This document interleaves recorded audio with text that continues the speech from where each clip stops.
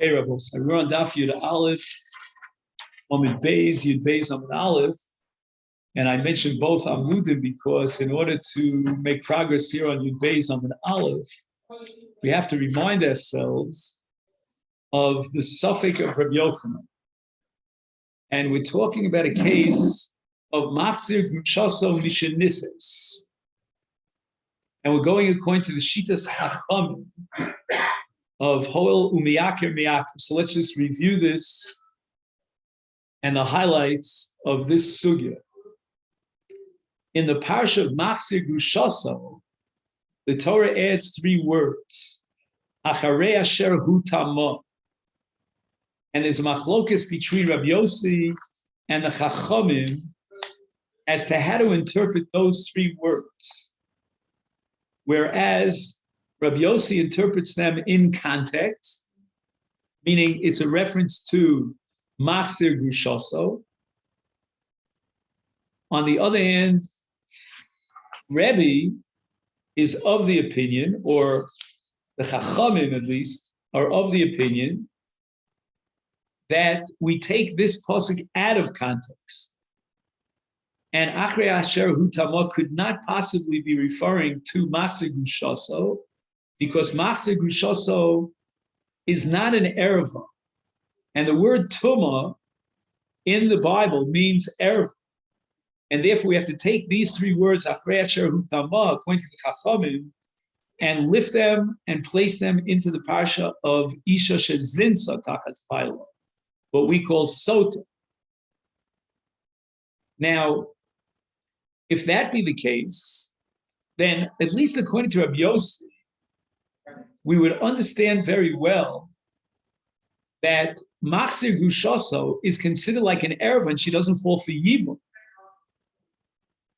And if that be the case, then she also would pater up Hatzara, because we have a rule of thumb that underlies everything we've been learning since the beginning of Masechet Yevamot, and that is that Tzara paters up an erva paters up her tzara. That's called the tzara's erva.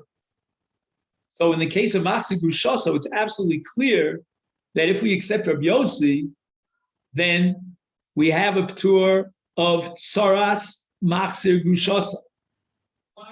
And she is completely excluded from Yibum because of Achrei Asher Hu Tamah. HaKadosh Baruch Hu declared that Machzir Grushaso is like an erva. This grusha is like an erva. But, says Rabbi Yochanan, according to the Rabbanan, who take this pasuk Achrei Asher Hu Tamah out of context, and they refuse to accept the equation between Machzir Grushaso and erva, what would be the status of the tzara of Machzir Grushaso?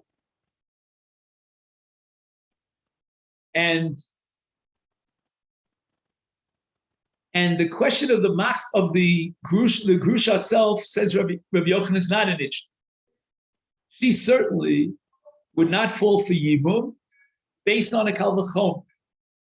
That if the Baal, the late brother, was initially allowed to live with his wife, and then after that heter, he divorced her, she got married to someone else, and now she becomes asura, how much more so the Yavam, after the death of the Megarish, will live, certainly he has no heter to implement Yibum.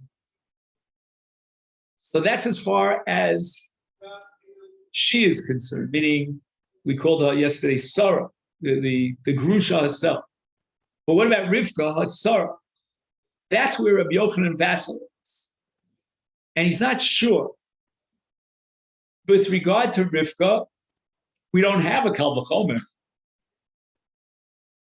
And with regard to Rivka, we don't have the principle of tzaras erva, because we're going according to the Rabbanan who hold v'ikar ika. We took the Achrei Asher Hu Tamah out of its context, and it doesn't apply to this grusha.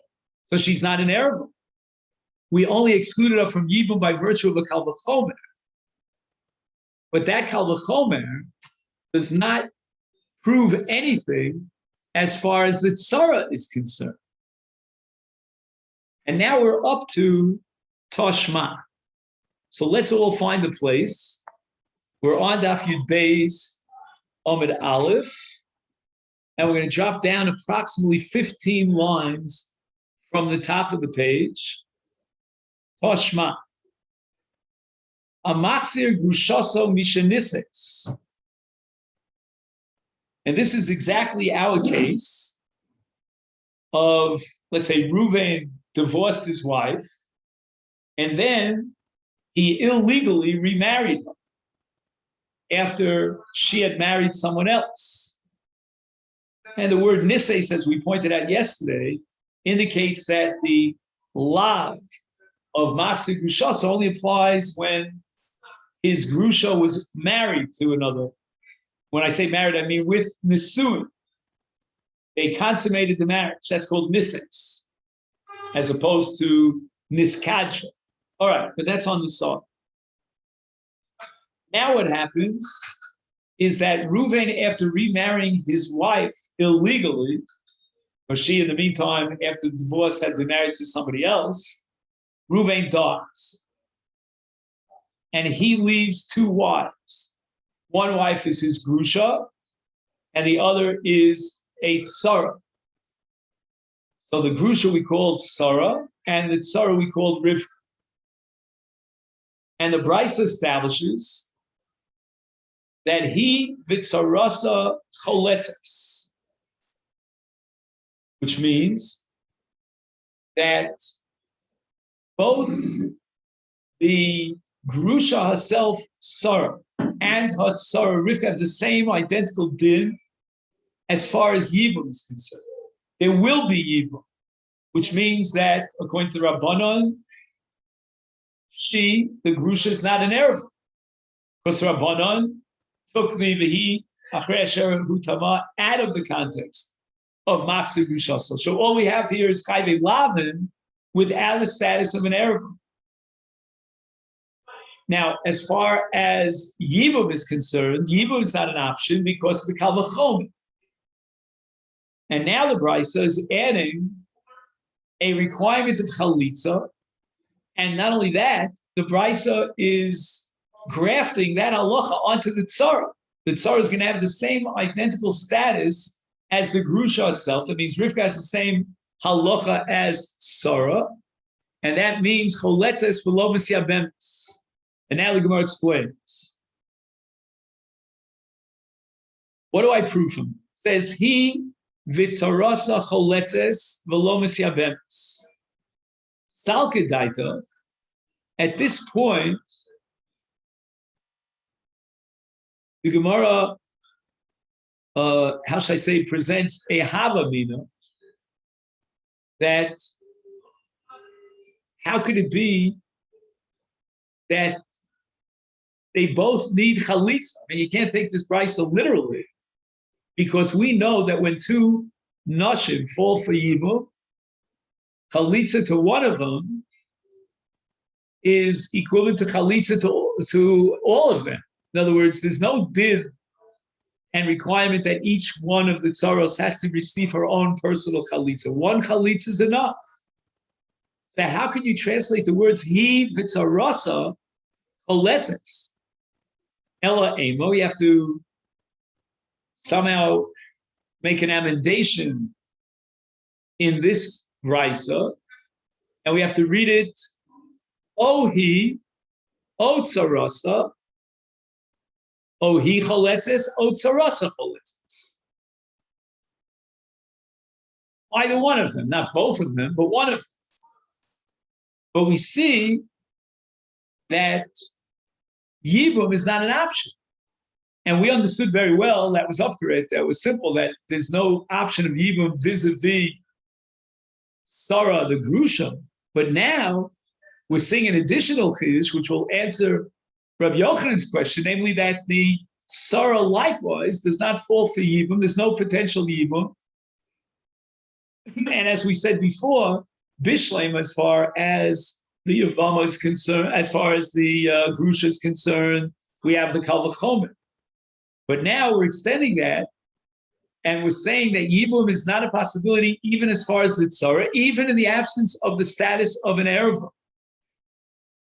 which means in a certain sense, even though the Chachamim were of the opinion that whole the Iyaker, that we took to the low, the Acher Esher Hutama out of its context, but Ein Mikra Yotzim De Pshuta.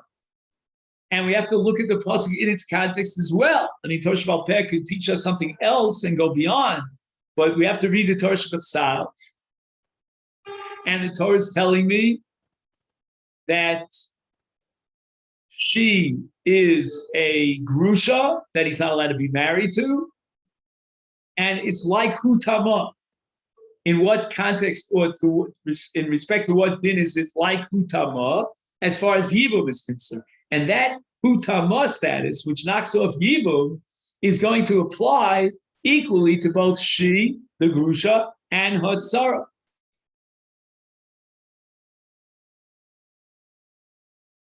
So that now we're assuming that Rabbi Yochanan had a suffix. He was vacillating about the status of the tzara of a grusha. Now we have a clear-cut answer. The tzara of the grusha does not fall for yibum, but she requires chalitza no less than the grusha herself. So now the Gemara says, wait a minute. You already proved to me that this brisa is not on the up. It's not 100% reliable. And you had to change the text of the brisa, because otherwise the brisa reads in an impossible way, as if to say that both the grusha and hatzara require chalitza. So we already established that this brisa is iffy. It's a shaky brisa. We call it a mishabeshta. We have to correct the errors. So the Gemara therefore rejects this whole riot. You've already established that this brisa is mishubeshta. You changed the gears of the brisa, and you were not willing to say that hivitz arasa choletzes, as the text has it. So how do you know that we shouldn't change the girsa and say tritz hachi hi choletzes vitzarasa o choletzes o misyabemes, which means that the tzara of a machzir grushaso is not excluded from yibum, because again the Kal Vachomer only excludes the grusha herself, but not her tzara, and she doesn't have a status minerva, and therefore ein tzaras machzir grushasa asura b'yibum, and the tzara of a machzir grushaso falls for yibum. Now, what was the Havamina to say, and the Gemara is defending that Havamina, that she falls for Yibum? I mean, after all, we're talking about a situation in which, I'm sorry, let me backtrack. I went too far, too fast. What I mean to say is that there was a tzad to say that there's no Yibum, but there is chalitza. And that was the original Havamina in this Gemara to prove from the Lashon HaBraisa that hivitz arasa choletzes v'lo misyabemes means that that's exactly the din of the tzara. A din is that she's included in the parsha of Yibum in a partial way vis-a-vis chalitza. So I want to study that with you, because it would seem that if you're telling me that there's no yibum, let's take the grusha herself. For sure there's no yibum by the grusha. That was undeniable. Then once you remove yibum, you don't have a matter on what erev Rabbi said? On Eishes Av. Well, if you don't have a matter on Eishes Av, so then what's this business about chalitza? And what we're going to have to assume here is that there is yibum in potential. We're not going to implement the yibum before because of the iser that we derive from the Kal Vachomer. But the Kal Vachomer is going to only set up a barrier to yibum, but since it doesn't remove the entire zikas yibum, we already have a heter on Eishes Av. And therefore, there's no status of a tzara of an erva. Hence, the tzara, like the grusha herself, falls for yibum, Yibum itself is blocked, but we require chalitza, both in the case of the grusha and as far as the tzara as well.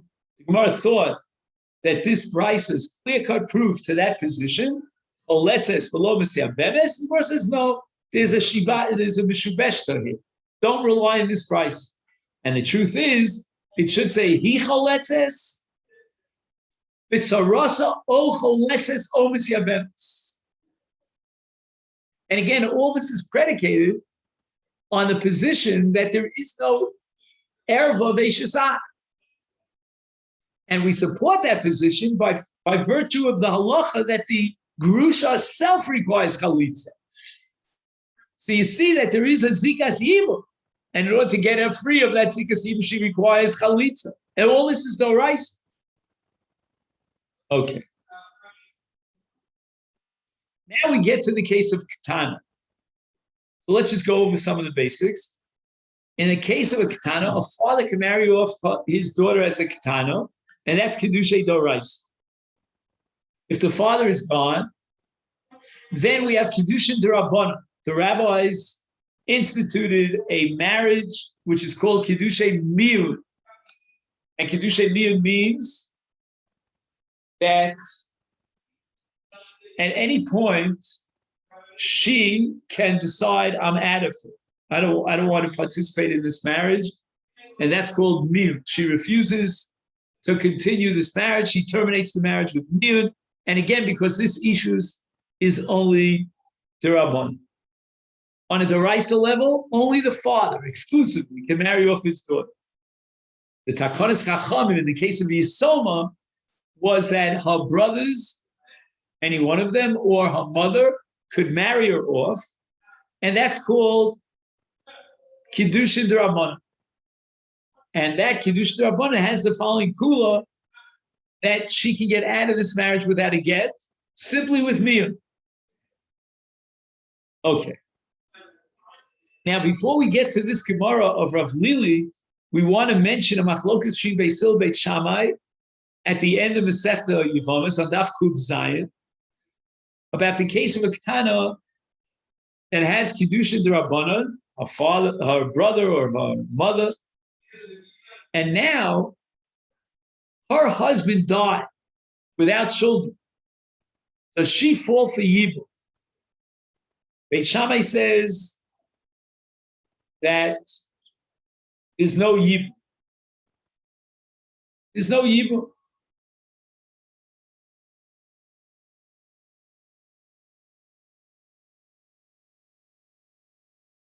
Now let's add one other point here. Beit Shammai says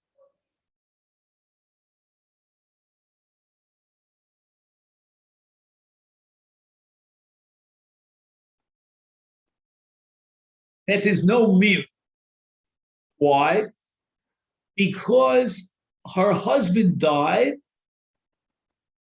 and the law of miyun and its efficacy was established by the Rabbanon only in the context of that Kiddushi D'Rabbanan.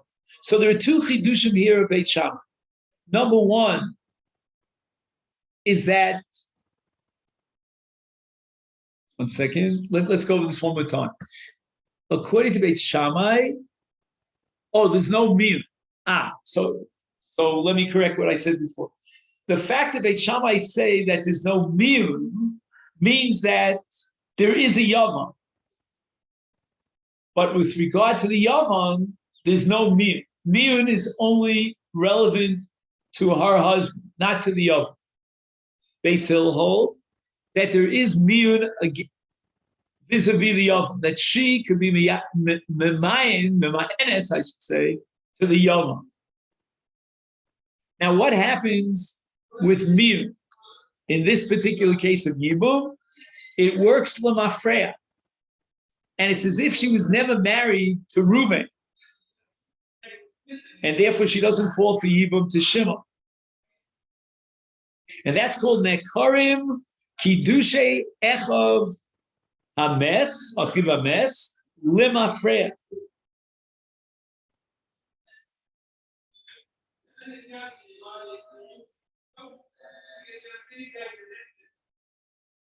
So what is the significance of Hamiyun to the Yavam? It depends at what moment of time you're talking. Let's call it T1 and T2. Before she gives the Miyun, she falls for Yibam on a Drabanan level because she was married to Ruvain and he died.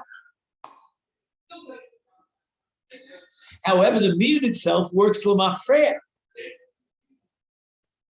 which means that through the Miyun, she undermines the entire Parsha of Yibam because she's in effect saying that she was never married to Reuven. Miyun works L'mafreya. Again, this only makes sense according to Beis Hillel, because Beis Hillel recognize a validity and they validate a Miyun even after the death of her husband. Beit Shammai deny that. Beit Shammai hold there's no such thing as Miyun unless she's being Ma'anis in her own husband. The Beis Hillel, Yechola hi l'mayin af biyov, v'yidei kach nekarim kiddush echav hames l'mafreya, memele einen ofel so leavim klal. Okay, now here's the punchline on both sides. According to Beis Hillel, if there was never Yibum, then she's an Eishes Ak. Again, all Drabanan, but at least on a Drabanan level. So let's say Shimon, in his relationship to the Ketana, Tisi'ua Achera le'achiv hames, is on a Drabanan level Eishes Ak. Because what would have removed the status of an Eishes Ak? It would have been Yibum. But once she's Mama'enes, that removes the Kiddushi Drabanan L'mafreya, and therefore there's no Yibum. And if there's no Yibum, his relation to her is that of Eishes Ak. Or should we say no? Since at the moment that she was Mama Enes, she, L'mafreya, removes and invalidates the original Kedusha, the Kedusha Miyu, therefore she's not an Eishes Ak.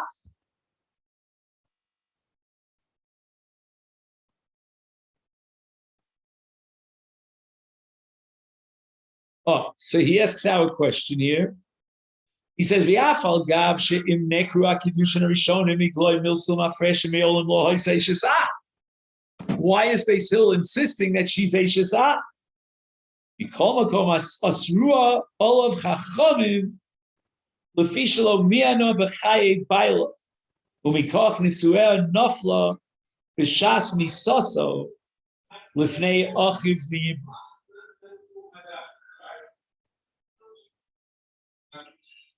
And it seems like what's going on over here, Abosai, is that the Zika itself makes the Erev of Eishes Ak, meaning the fact that she needs Yibum, or in this case, she circumvented Yibum. I'm sorry, she needs Chalitza, but she circumvented the need for Chalitza through Mir. So that means that there was Ishus. Otherwise, why is she being Mima'enes? And if she's Ishus, then there's Zika. And if there's Zika, then there's an Erev of Eishes Ak. I mean, again, it's Hava Tali.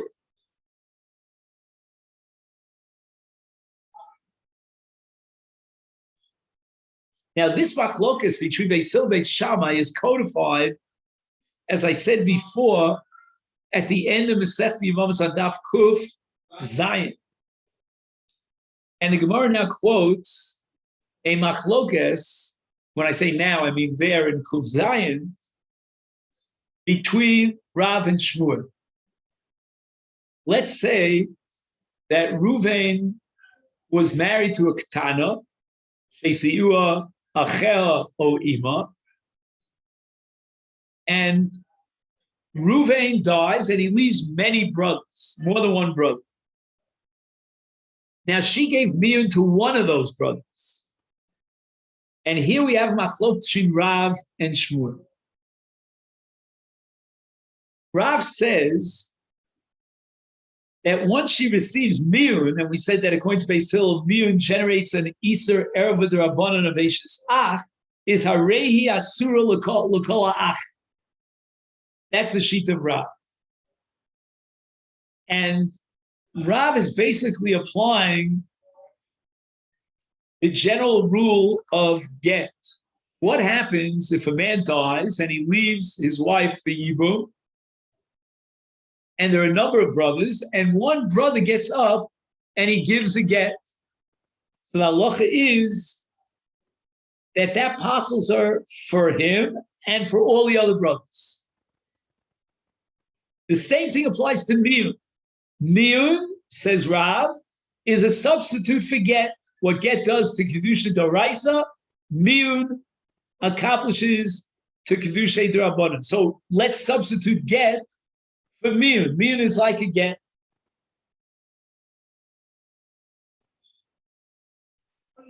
So that's the sheet of who? Of Rav.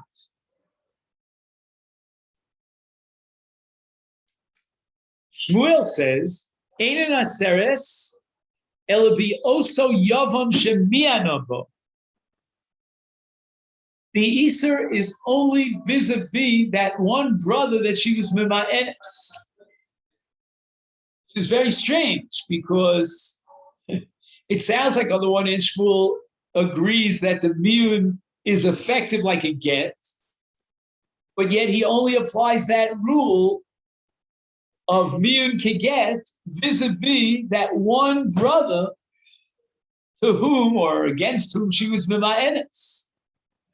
He's not willing to call it a get in the classic sense that would generate an Iser on all the brothers. Shmuel goes a step further to finish up his presentation. He says, "Misyabemesi l'shara ach."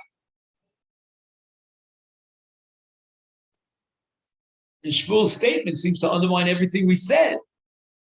We said that through miyun, it's mafrekia, the ishus l'mafreya, the ishus to Ruvain. So how could there be yibum to the other brothers?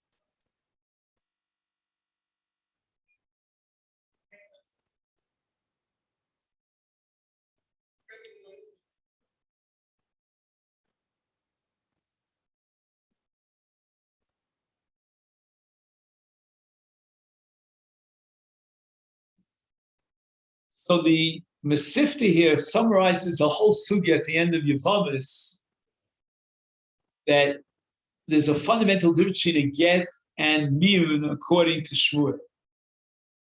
Shmuel holds that miyun means becha any rotza, I should say with a comma. So she doesn't want to be married to this particular yavam.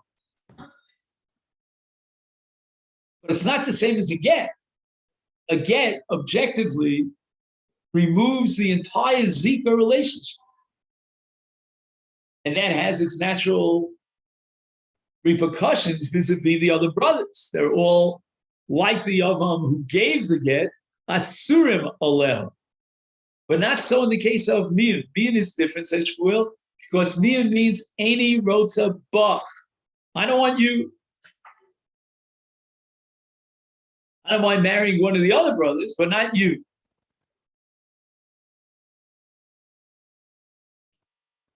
So in that case, miyun, as opposed to get, doesn't undermine the zika.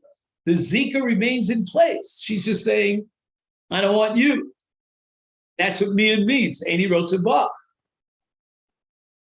But get, that's fundamentally different. Get is not eini rotza bach, but get means that, like chalitza, we're undermining the entire zika. Omarav Lili Bar Mamo, or Memel, Omar Mar Ukfa Shmuel, Saras Mima Enes Asura.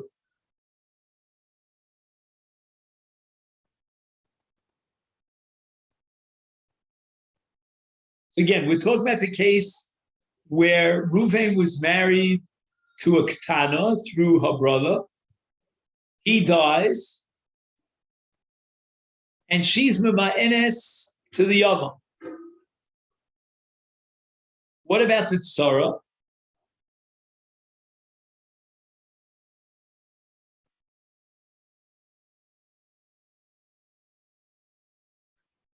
He gives here a case.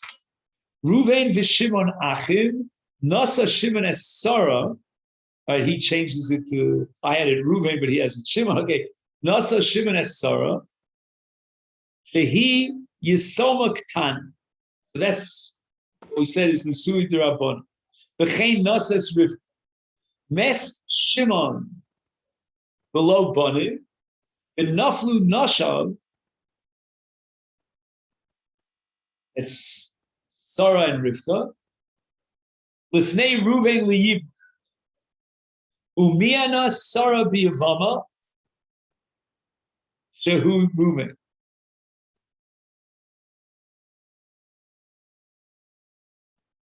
The akra bazel mafreya es hanesuin shenisa l'shimon.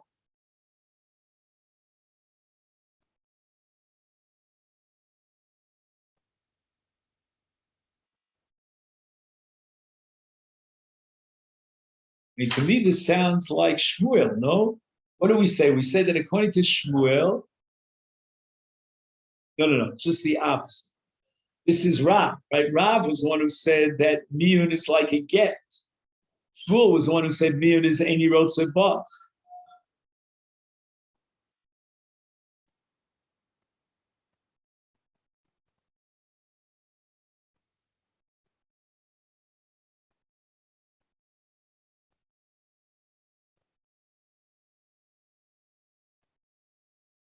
So tsaras mema'enes asura, if I understand correctly, is a reflection of Shitas Rav, that the miyun is like a get. And just like a get generates an isur on all the so too the miyun generates an isur on all the ach.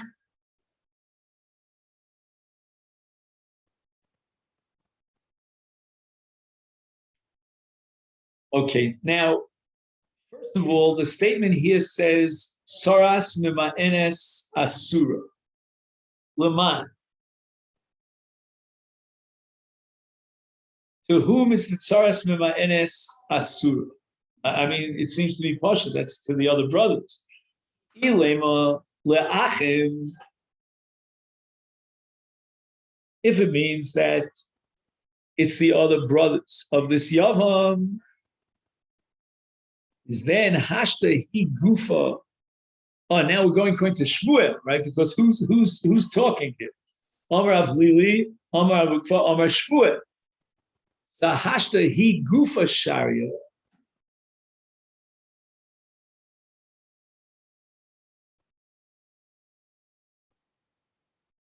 The Amar Shmuel miyana bizeh muteres bazeh. Is sarasa boy, right? According to Shmuel, that miyun is not like that. Miyun means any rotze b'cha, so she can marry any of the other brothers. And here it says saras hama'enes asura, and we're interpreting it to mean afala achim, not just on the subject that Yavam who got miyun.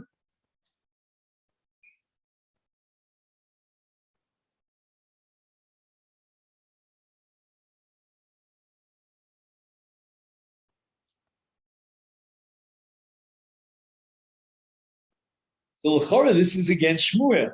So what's the Gemara saying? Yahashta he gufa sharia. Shmuel mina bezeh mutares bezeh is sarasa miboy. Oh, so now we're in a bond. How do we understand Shmuel's statement that she is asura al kol ha'achim? If we interpret asura to mean al kol ha'achim.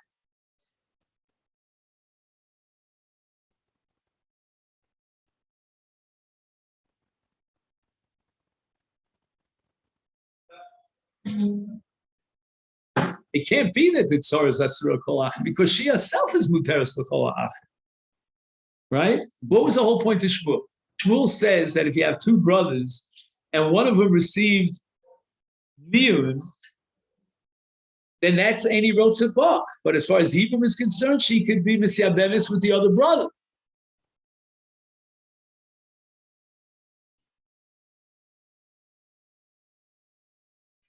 So how then can we say that in the case of a tzara, that she, through her miyun, generates an iser on all the achim vis-a-vis the tzara?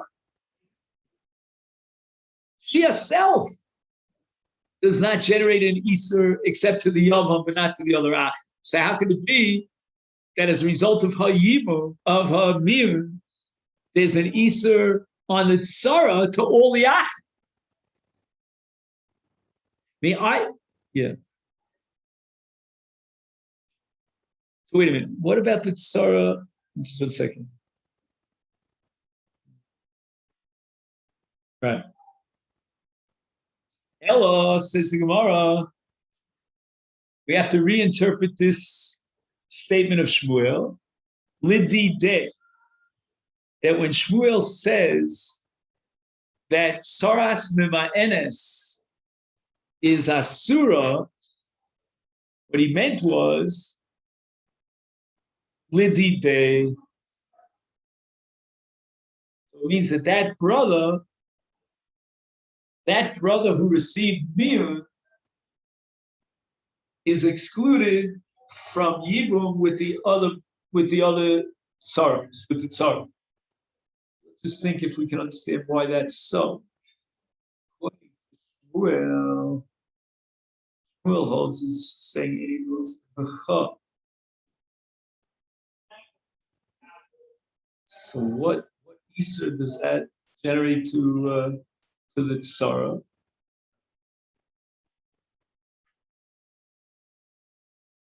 Maybe we're considering it as Eishes Ach. Go back to Eishes Ach. Lidi de liyavam shemiano bo hamiyun oker es zikasa avo medes olav big iser Eishes Ach. Therefore, tzarasa asura. So the Gemara asks a kasha, "Ma'ishna mima'enes tisharia la'achim." That Shmuel says the mima'enes can fall for yibum to the other brothers, but the only exception is that one brother that received that one yavam that received the miyun. Below avda behu ma'isa. In other words, the other achim were not at all involved. Right? She didn't do a ma'isa miyun vis-a-vis the other brothers. Is tzara nami? We should be mat to the tzara with that same logic. Lo avda be ma'isa.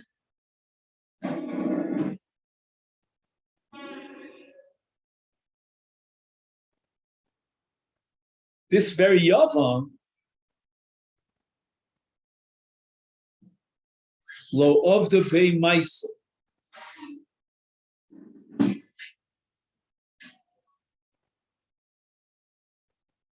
But who's the bail here? 1 second. So now we want to say that we should be matir the tzara. We should be matir the tzara. That same yavam. Why? Because the yibum was only the miyun, was only vis-a-vis that wife, right? The ketana, but it had no relationship to the tzara. Again, to the same extent that Shmuel holds that as far as the achim is concerned, there was no miyun on her part, the ketana's part vis-a-vis the achim, and therefore the achim can marry her. So too, As far as Hatzar is concerned, it was never immune.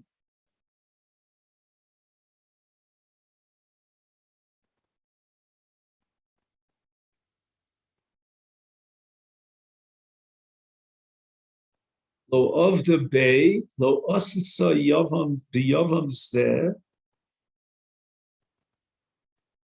shum mais min.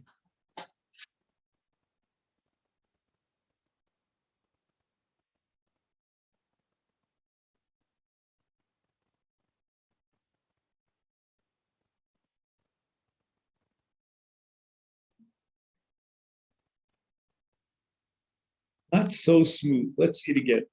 Maishno mima enes. Is Shariali Achim, Shmuel holds that she can fall for even to any of the other brothers.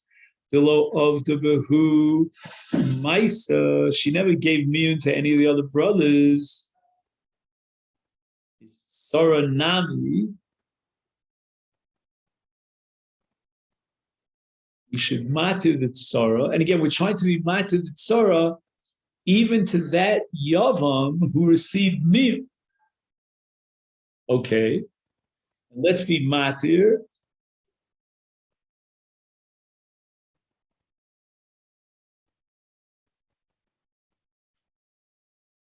Even to that Yavam, Shemianabo.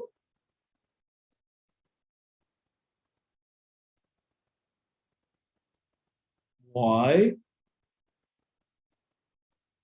Some low of the Bay Maisa. I'm just trying to figure out what low of the Bay Maisa means. Of the Bay Maisa. Maybe law of there's a reference to the Sar. No, I don't think so. So that's very strange. What's law of the Bay Miyun if she's not even a Katana? It was Kedusha Dorais. I don't get it.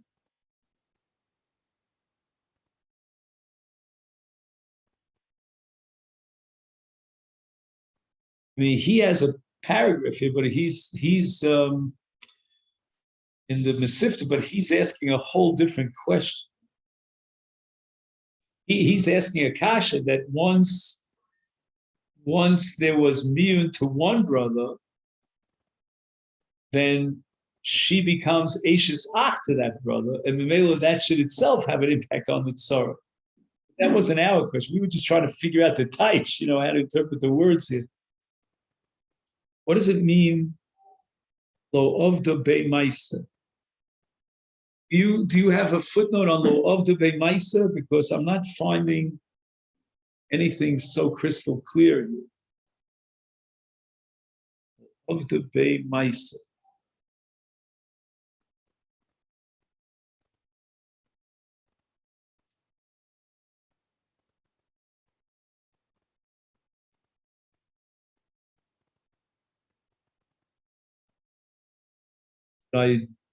Steve, did I wake? What happened? I disturbed you.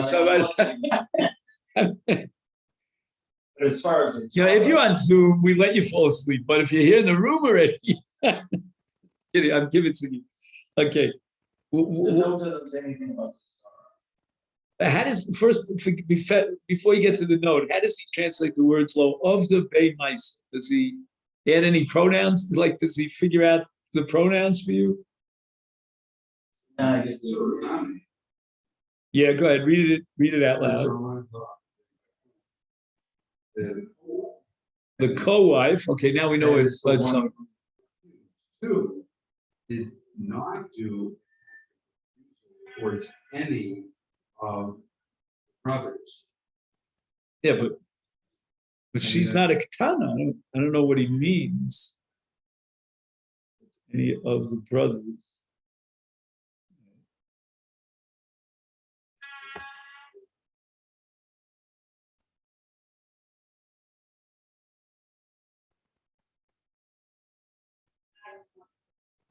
Let me just think.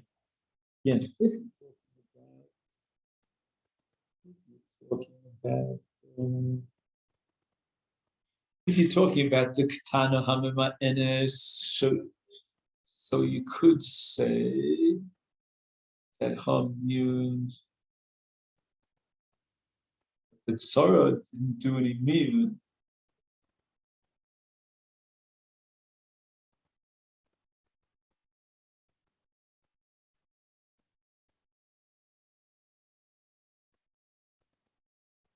Okay, I don't know. I guess the Gemara is using a kind of a borrowed term over here. I don't know. I can't do any better than that. I'll just read to you the Masifta. I know John has Masifta, Mitch, you also have Masifta, right? So it says, Lo of the Hareyashnia, right, and which I assume is the Tzara, Lo of the Bay, right? And that's, we're talking about now, Bay is referring to the one who had Miyun from, what do we call her? Sarah, we said was the Ketana, right?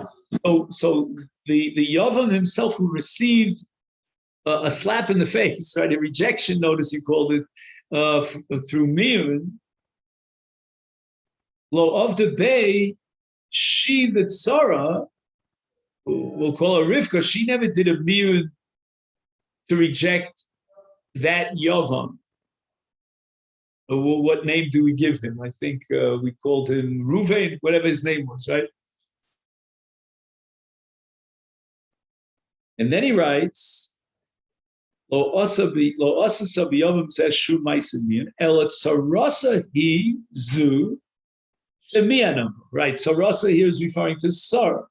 Sarah was the one who rejected this yavam, but the Tzara never rejected it. Again, it's I think the Gemara is using a kind of generic term. So again, let's just see where we're up to. We're now stuck on Shmuel's statement here, as he's quoted from Rav Lili and this, that he says that in a case of a man, we call him Shimon, who died, and in addition to a Ketana, we called her Sarah, he left also his wife Rivka, and they both fell for Yibum to Ruvain, and Sarah was Mima'enes to Ruvain, is Af Sarah, Tzoras HaMima'enes Asura, even Rivka is Asura.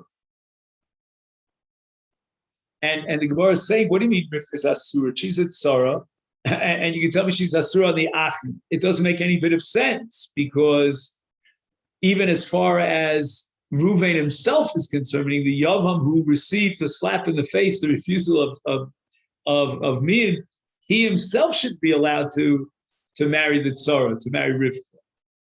And now you're telling me that the other brothers can't marry Rivka? What sense does that make? So the Gemara answers, Gzeira mishum tzoras bito mima'enes. Okay, now we have a diagram. So what do we have? We have Ruvain and Shimon, our brothers. Ruvain has a daughter who's a Ketana, okay, and she's Sarah. I like this better than before, because before he was confusing me with Shimon. Now we're talking about Ruvain. So Ruvain has a daughter named Sarah. Okay, the Hisi Ruvain as Sarah Bito Yitzchak. Now, if I understand correctly, that's going to be Kiddushay Doraisa, right? Because Reuven is the father of Sarah. Yatza b'nesuin elu mirshus avia. She is no longer in the reshus of her father once he gives her over for nesuin. Now, the Giresh Yitzchak es Sarah. And again, I'm assuming that Sarah is still a Ketana, but now you need to get Doraisa, because Sarah was married off to Yitzchak by her father Reuven. Okay, now what happens? After Yitzchak gave a get to Sarah, Nasa Osa Shimon Nisue Ketana Dirabana. Wait a minute, did we say that Reuven died?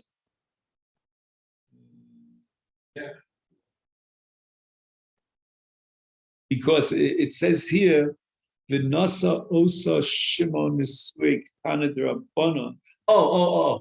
Yeah, Reuven's alive and well, but she's Yatza with Rishusa when Reuven gave her over to Yitzchak as a marriage. She's no longer in the domain of her father, even though she's still a Katan. So now Shimon comes along and he marries her. He marries her and he's marrying his niece. Am I correct? Right.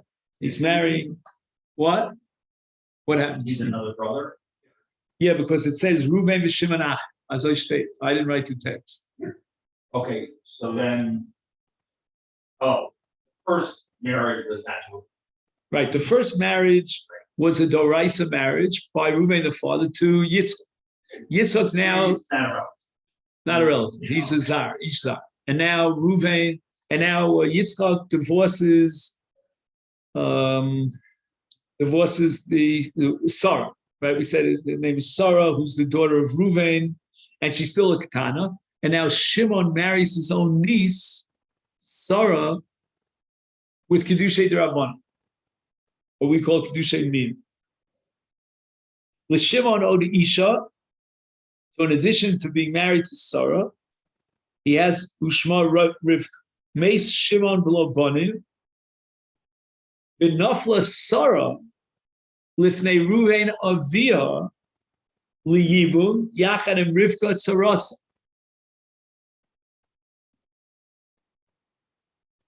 Umiana Sarah be'Avia. I'm not very comfortable with this. Umiana Sarah be'Avia. And besides a violation of Kibbutz Av, I mean, yeah, it just seems ridiculous. I don't know. There are a bunch of footnotes here, so we'll see what's going on. But anyway, let's just follow and see where this is the yellow brick road, right? He says, "Mikevan she akra bazelim afreya es hanisuin shenisal Shimon." Second.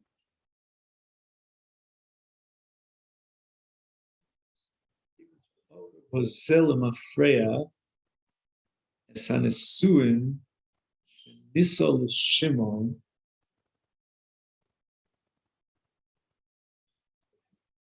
Confused here. Shimon married her as a Ketana. We said it was his niece. And now Sarah comes and she's from my Enes.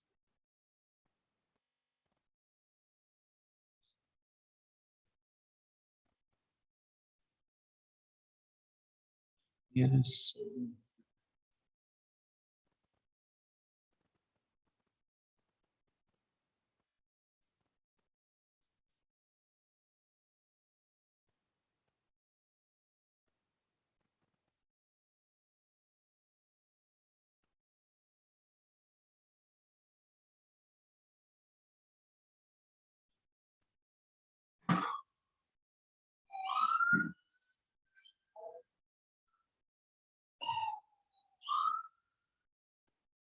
I'm not succeeding here. I'm talking about prayer. Soon, Shimon. Shimon died, right? Now Sarah falls for Yibum.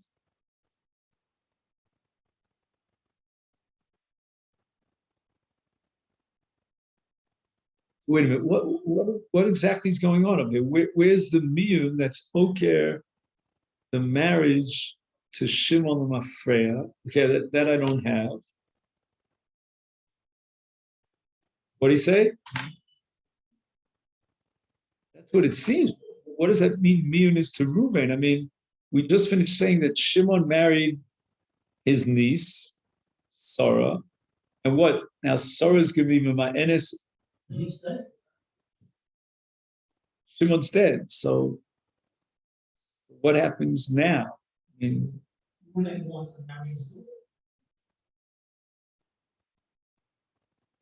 are you as confused as I am, Mitch? Yeah. Okay, good.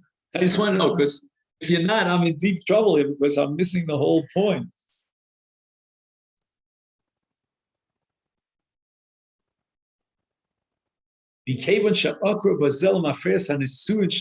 Shimon. Fellas, are you looking in your notes here? Because maybe your notes are better than mine. Anyway, Nimtza she'ein tzarasa tzaras erva. And now we're talking about Rivka. Because since we're being Okil and Mafreya, so Rivka is not a tzaras erva.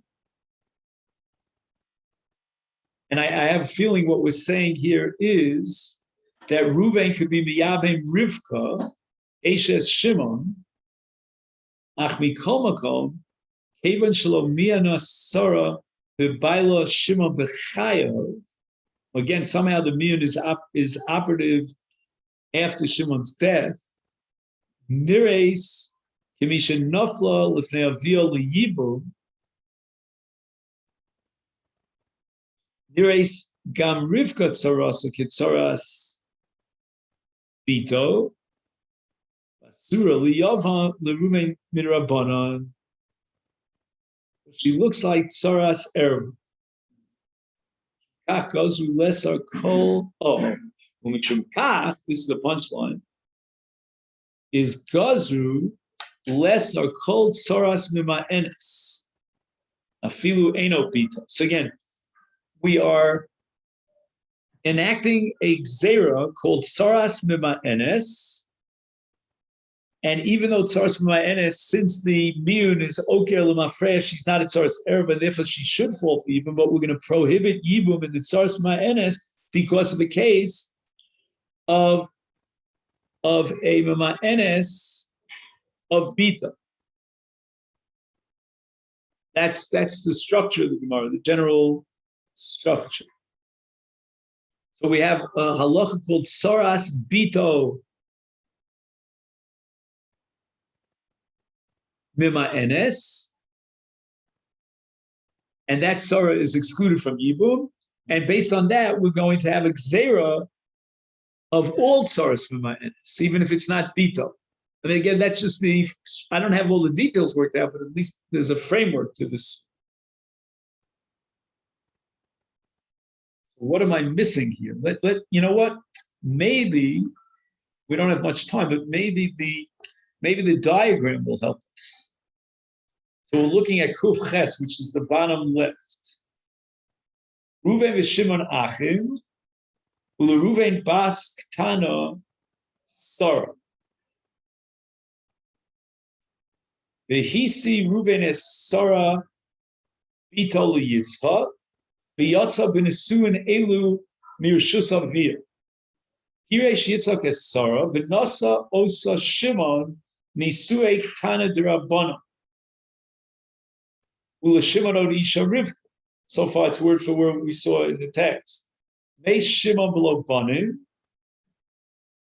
In Nafla Sarah lifnei Ruven avia liyibum yachad im Rivka Tzaras. Because both Sarah and Rivka were married to the late Shimon. Okay. Umiana Sarah bi'avia. There are no printing mistakes. He says it again. Umiana Sarah bi'avia.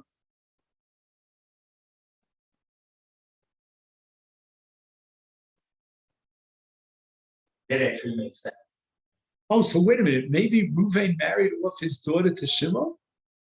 Would that be possible? He's no worse than Sarah's brother. You follow what I'm saying? He doesn't have a status of an Av. Oh, Mitch, you hear what I'm saying? Tell me if this is stupidity, what I'm saying. Yeah, do you hear me, Steve? What I'm saying is that Ruvain is not worse than Sarah's brother. Sarah's brother is not mentioned anywhere here. He doesn't get a footnote here in this whole diagram. But maybe Ruvain is Sarah's brother, if you follow me. Biologically, Ruvain is Sarah's father, but halachically, Ruvain has the same status as Sarah's brother. Oh, right. To create a marriage, in this case, he chose his own brother. Right. You married my daughter, Ruvain. Now, Sarah could have been Ma'enes to Shimon during his lifetime, but she missed it. So Shimon is now in the cemetery, right? So now what she does is she's Ma'enes in Reuven. Why? Because Reuven was the one who gave her over to marriage to Shimon. Yeah, I'm missing a piece of the puzzle here. I didn't know that Miyun, I thought Miyun goes straight to the husband, but maybe in the case where the husband is dead, there's such a thing as Miyun to that person, brother, mother, in this case, a father, who gave her over to the Suin. Right? He was like the Masi, or the whatever the word is. Oh, so now, Miyana Sarabavia, V'nekra Bazel Mafreas Hasin Nisuin Sheniseis L'Shimon. Because we said that Miyana operates L'Mafreya. The Mikra is there. Okay, here's the hard part. Just to read that dark print. The Mikra is there. Kevon Shalom Miyana Sara V'Bailo Shimon B'Chayav. Nireis Kamisha Noflo L'Fnei Avio L'Yibo. The spectator mistakenly concludes that she fell for Yibum to Reuven, our own father. Why? Because there was no Miyun during the lifetime of Shimon, and therefore, with Shimon's death, she falls for Yibum. There was no Miyun to Shimon. In truth, there was Miyun, but not to Shimon, but to Reuven. But that Miyun is just effective. Bottom line is, if she had a Miyun to Shimon. So there is no Yibum. Is Nireis Kam Rivka Tzarasa. Now Rivka looks like, in the eyes of the spectator, to be a tzara of an erva, of this case Avia. It's tzaras erva. The asura leruven midrabanon. Oh, in brackets it says ach bechalitza chayeves. Not sure why that is. I mean, after all, if this miyun operates mafreya, so there's no, I don't know. I guess midrabanan we don't use miyun l'mafreya.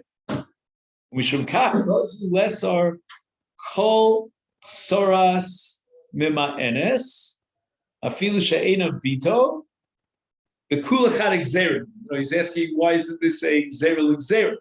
Meaning, even in the case of Reuven, which is Saras Erva, meaning Saras Aviv, that itself is not true because there was never a marriage to Shimon, because the Miyun is operates L'Mafreya. But that itself is a Drabanan, because since she wasn't a Ma'enes during the lifetime of Shimon, it appears to the spectator that she fell for Yibum. And if the Yavam would marry Rivka, the Tzara, it looks like he's marrying a Tzara's Erva. So that itself is Xera. Now from that Xera, we're going to go to another Xera, and we're going to say that the Tzara of any Ma'enes, even when there's no father involved, is Asura. So he adds here at the end of this paragraph that Kula Chad Xera.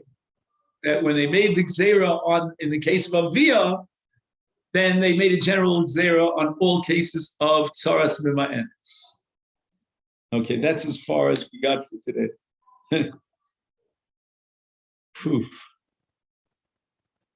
I don't even know if what I told you is true, Rabbi. So I'm hoping I'm right. Yeah. Reuven is going to give Chalitza to Rivka on this case. No. I think what we're saying in this case is that Rivka needs Chalitza. Wait a minute. There's only one God. There's only one brother.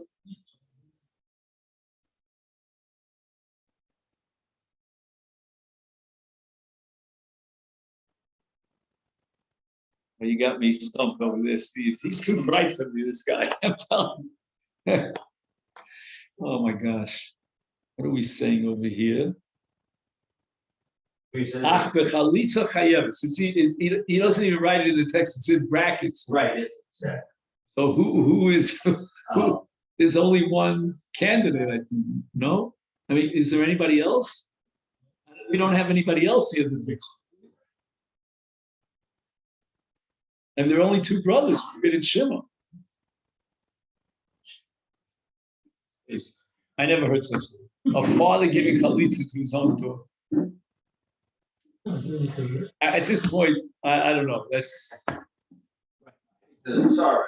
to the tzara. Oh, right. To the tzara.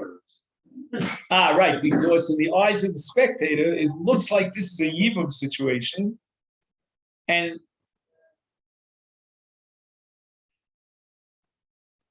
it's very funny because the spectator is going to think that he's giving chalitza to the tzara of his own daughter. And we know from our Mishnah that there's no such thing. Tzaras erba doesn't fall for neither for yibum nor for chalitza. It's a little bit odd, the mechanics of it. I mean, we really have to make a psychological study of the spectator, what he's thinking. Okay, gentlemen, that's it for today. I mean,